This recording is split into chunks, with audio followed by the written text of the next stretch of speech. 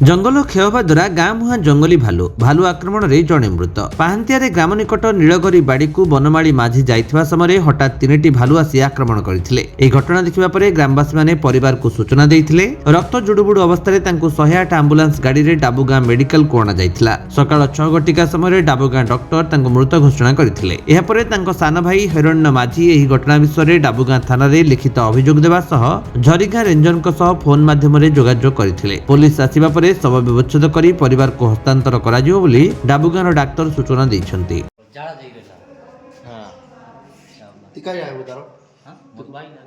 भाई तार केते वर्ष हो ताकू 50 तार पिला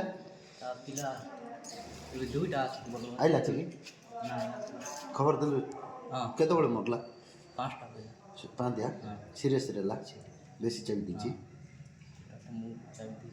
मो चेक देला अले मो टिकड़ी परबो की नवरंगपुर गगन गंतायत को रिपोर्ट विश्व विजय न्यूज ओडिशा।